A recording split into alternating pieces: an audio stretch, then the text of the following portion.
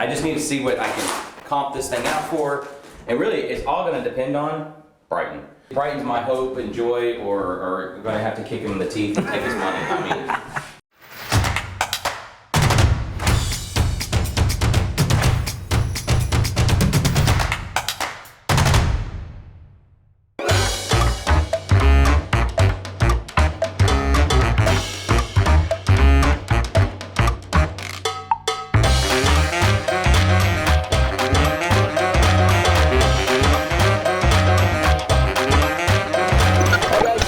here with Andrew Buys Homes. I'm over here looking at this property. This is a duplex that we picked up.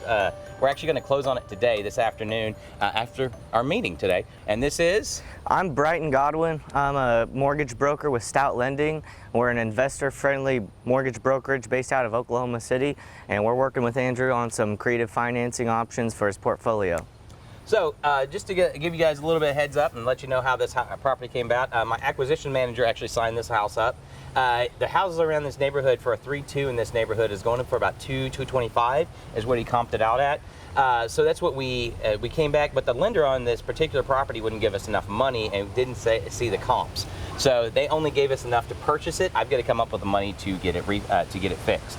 Right now, I'm also going to ask Brighton to take a look at this property from a mortgage standpoint, because what I'd really like to do is keep it as a duplex.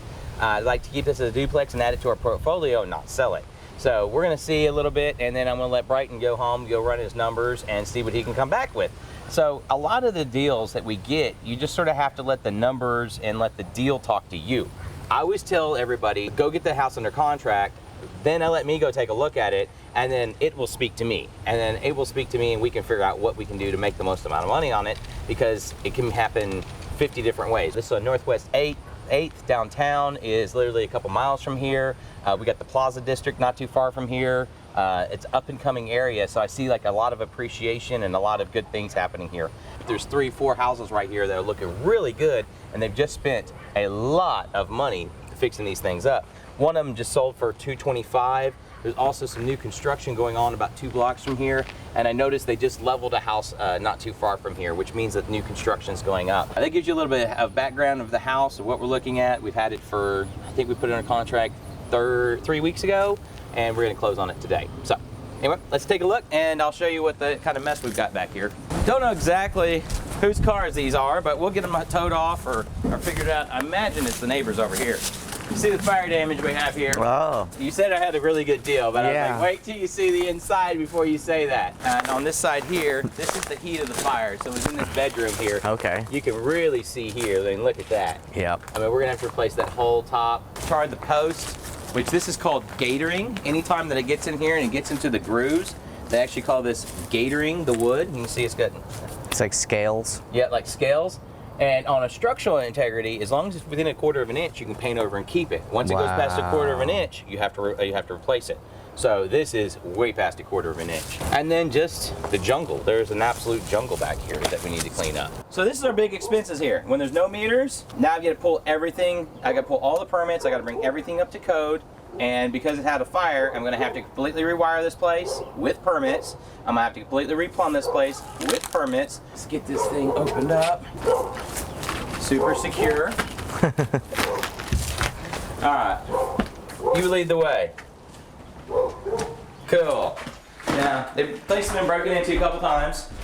They've taken a lot of the copper, which this one looks like it's got PVC. Hot water tank, which is gas, that's gonna have to be replaced. 1 bedroom, very simple. Roof has to be replaced. It looks like it's in pretty bad shape. Other than that, I mean, structurally they're in really good shape. My debate was, if I was gonna turn this into a 1-bed, was to take this wall out, which has an exact mirror side, so turn this into a huge living room. This would be a bedroom, bedroom, bedroom, and the other side would have the kitchen. That was my plan when I laid this thing out, if I'm going to turn it into a 3-bed. Turning it into a 2-bed would be a whole lot easier. I'd just take out 1 wall and have 2 bedrooms here, and then just take out the wall between the 2 kitchens. Just take out the wall between the 2 kitchens and just make it all into a large kitchen. So that was my plan if I wanted to convert this into a 3-bed or a 2-bed. I went back and forth with the numbers. I've come back and forth with comps. Once again, I think I'd like to have a duplex in this neighborhood. I think it's a really good neighborhood. I think it's going to appreciate quite a bit. So that would be my best case scenario. So I'm looking back and forth, I'm still running numbers. Like I could take this whole area right here and turn this into a huge master bed right here very easily. And they would have all this square footage here with a bathroom. And then this would be for the third bedroom. So I turn this kitchen into those bedrooms. So I'd just be like moving over a couple walls and moving some plumbing.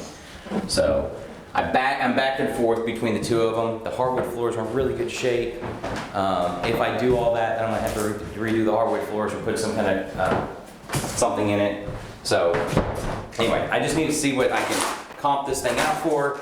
And really, it's all gonna depend on Brighton. I'm gonna have to figure out what, Brighton's my hope and joy, or gonna have to kick him in the teeth and take his money. I mean, you know, sometimes you just gotta beat bankers up to get the money you need from them. So, or harass them. You have to harass them nonstop. So this is the nice side. This is the side that didn't hit with the fire. So let's go take a look at the other side. It's just gonna depend on what kind of money I can get on it and what kind of cash flow. Let the deal speak to me. So Brighton was smart. Brighton learned financing. I learned construction. What'd you say when you buy a house? You work the back. You find out. Whenever I buy a house, I work the equation backwards, and I figure out, based on what I want to do with the property, which lender would it fit best with, which loan product is going to accomplish what I want to do with the house. And so I take the loan product that's going to accomplish the end goal and use that loan product to specifically finance the property in a way that is going to accomplish that end goal. So I just buy houses. I just buy whatever I can buy and try and find somebody to refi me. So that's the pros and cons there. So well, the front part of here does not look too bad. No, this room here is not in bad shape. So I mean, this bathroom floor, this is typically, so look over here. Now, this is what they used to do back in the day. This floor is actually got 3 inches of concrete underneath it, okay? And this is the way they used to pour this before hardy board. They would shave down the floor joist, pour 3 inches of concrete on top of this floor, and then they lay their tile embed it into the concrete. And so this is not going to be a small project to tear this floor out. We're going to beat this out, and there is a lot of work here. And then you're going to have to come in here and replace the floor joist. It's the way they did it in these old historical homes. Always surprised me. And then we're surprised that the floor is sinking. It's got 3 inches of concrete on it, and then they shaved a 6-inch floor joist down to 2.5 inches. So we only had, literally, we're standing on 2.5 inches of wood with a slab underneath it. So, you know, it's just the way they used to build these old houses. Thank God for code nowadays. So, you can see up here, so we've got quite a few burnt joists. There's just going to be some work here that needs to be done. 2 layers, 3 layers of roofing. All that's going to have to be replaced. Fortunately, all those, I can probably just sister onto them. And then that back wall there, I'm obviously going to tear out all that. But other than that, I think I'm going to be in pretty good shape here. How the fire started? No idea. I didn't ask. I think it was being worked on, so probably homeless people. More likely, that's typically what the neighborhood over here gets, is if you have an empty house, they're going to get in here and get warm. They're just trying to stay warm, and we got a lot of homeless people over here. They closed down one of the mental hospitals, and then they just moved that freeway, which I guess there was 1,000, 2,000 homeless people, something like that, underneath this bridge. Wow. And when they moved that bridge, there was a whole homeless community back there that nobody knew about until they moved the bridge, and now those people are living everywhere else. So between that and the moratorium, which the moratorium says that they can't kick people out, can't do a lot of the stuff. So they also, something about that gives something more rights to the homeless people. Don't exactly know how that works, but the cop was telling me that they don't have as many rights to get homeless people out of public areas as much as they used to. So we were trying to figure out how this house burnt down, and evidently the garage apartment started the fire and went over there. And here's the toilet, still bolted to the ground. There's everything's underneath it. So it looks like this place burnt and caught the house on fire. So fun. Killed off 1, 2, 3 trees. So we'll have to get those cut down before we do too much. Yeah. Fun. Never a dull moment.